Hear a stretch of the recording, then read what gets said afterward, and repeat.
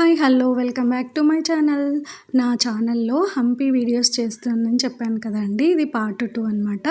మనం ఇందులోన అమ్మవార్లు అంటే పంపాదేవి, భువనేశ్వరి దేవి, స్వామివారు విరూపాక్షేశ్వరుడు గురించి చూద్దాము. అండ్ విఠలాచార్య టెంపుల్లోని మిగతా టెంపుల్స్ గురించి చూద్దాము.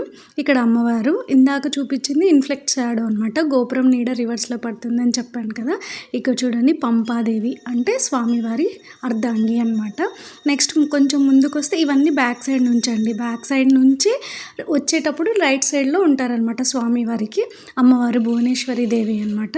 మేము మార్నింగ్ వెళ్ళినప్పుడు అప్పుడెప్పుడే పూజ జరుగుతుండే. మేము అమ్మవారికి జాకెట్ పీస్ గాజులు ఇచ్చేసి వచ్చాము. మళ్ళీ నెక్స్ట్ అర్చనకి వెళ్ళినప్పుడు అంటే స్వామివారికి అభిషేకంకి వెళ్ళినప్పుడు మళ్ళీ అమ్మవారిని ఇలా రెడీ చేసి ఉన్నారనమాట. మీకోసం తీశాను నేను వీడియో, దొంగగా తీశానండి, సారీ. అలా అమ్మవారి బాగా అలంకరించి ఉన్నారండి. భువనేశ్వరి దేవి అనమాట. పంపాదేవి, భువనేశ్వరి దేవి, విరూపాక్షేశ్వర్లు ఉంటారండి విరూపాక్ష ఆలయంలోన.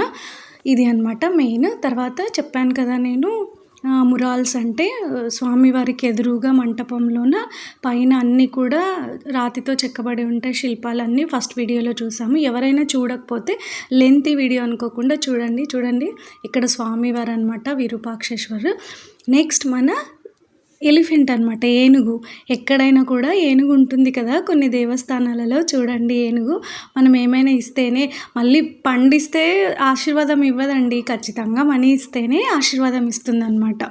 ఇది లక్ష్మీ ఏనుగు అంటారండి. హంపీలో ఉంటుంది. ఫస్ట్ మనం గోపురం నుంచి వెళ్ళగానే ఫస్ట్ ఏనుగే కనిపిస్తుందండి. తర్వాత నెక్స్ట్ శివయ్య ఉన్న చోట నందీశ్వరుడు ఉండాలి కదా. గోపురం ఫ్రంట్ ఇంకా లాంగ్ వచ్చేసరికి గోపురం టెంపుల్ బయటకు వస్తే మళ్ళీ పక్కకి వెళ్ళిపోకూడదు, స్ట్రైట్కి వెళ్తే నందీశ్వరులు ఉంటారండి. అక్కడ నుంచి మనం వేరే టెంపుల్స్ కూడా వెళ్ళిపోవచ్చు అలాగా షార్ట్కట్లో. నెక్స్ట్ మనం ఇప్పుడు విఠలాచార్య టెంపుల్కి వెళ్తున్నాం అనమాట. అక్కడ నుంచి విఠలాచార్య టెంపుల్ చూస్తున్నారు కదా. బై వాక్ కూడా వెళ్ళొచ్చండి, కానీ మేము 1 డేనే స్టే చేసాం. 1 డేలో అన్నీ చూడలేం కదా, అందుకనేసి ఇవి ఎలక్ట్రిక్ కార్స్ ఉంటాయండి, బయట టికెట్ తీసుకొని వెళ్ళొచ్చు అనమాట. ఇక్కడ నుంచి చూస్తే పైన స్వామివారు అంజనాద్రి కొండ కనిపిస్తుందండి.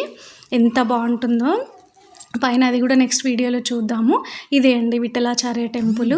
అంతా పడిపోయిందండి విఠలాచార్య టెంపుల్. లోపలికి వెళ్తే ఒక అద్భుతం జరుగుతుందండి. అద్భుతం అంటే నిజంగా అద్భుతం అనే చెప్పాలి. ఏంటంటే సప్తస్వరాల మంటపం, కళ్యాణ మంటపం. మనం 50 రూపీస్ నోట్ మీద చూస్తాం కదండి, రాతి రథం, ఇవన్నీ కూడా ఉంటాయండి. నిజంగా ఎంత బాగా చెక్కారంటే అప్పట్లో. ఇదంతా కూడా నెక్స్ట్ యునెస్కో వారు తీసుకున్నారండి. ఇది మన జాతీయ వారసత్వ సంపదగా గుర్తించారు. చూడండి రాతి రథం. ఇది రాతి రథం అంటే గరుడు ఉంటాడనమాట ఇందులోన. విఠలాచార్యుడు అంటే కృష్ణయ్య అనమాట. కృష్ణయ్య వాహనం ఏంటంటే రాతి రథం అండి. గరుడు ఉంటాడంట, అంటే విఠలాచార్యుడు అంటే గరుడు వాహనం కదా, అలాగనేసి రాతి రథం మీద గరుడుది విగ్రహం ఉండేదంట అండి. ఒకప్పుడు అయితే కదిలేలాగా చక్రాలు కూడా ఉండేవంట, బట్ ఇప్పుడైతే కదలకుండా అలాగా పెట్టేశారు. మన 50 రూపీస్ నోట్ మీద కూడా ఉంటుంది, చూసారా బాగా. నిజంగా ఏకశిలారథం అనమాట. ఒకటే రాతిపై అంటే 3 ఇట్లాగా ఉన్నాయంటండి. ఒకటి కోనార్కు, మహాబలిపురము, నెక్స్ట్ వచ్చేసి రథము ఇక్కడ ఉందంట అండి హంపీలో. నెక్స్ట్ ఇక్కడ చూస్తున్నది మనము కళ్యాణ మంటపం. అంటే స్వామి వాళ్ళకి కళ్యాణం చేయాలంటే అక్కడ కళ్యాణ మంటపం అంట అండి. అక్కడ కళ్యాణం అనే ఘట్టం అనేది నిర్వహించే వాళ్ళంట.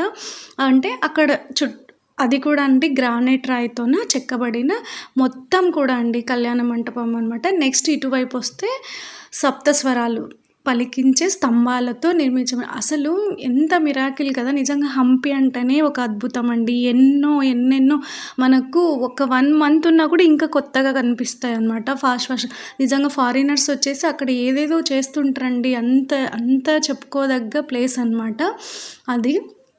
సప్తస్వరాలు 56 స్తంభాలు ఉంటాయంట అండి. ఒక్కొక్కటి మీటితే సరిగమ పదనిసా పలుకుతుందంట అండి. నిజంగా నేను చిన్నప్పుడు చూశాను, అబ్జర్వ్ చేశాను.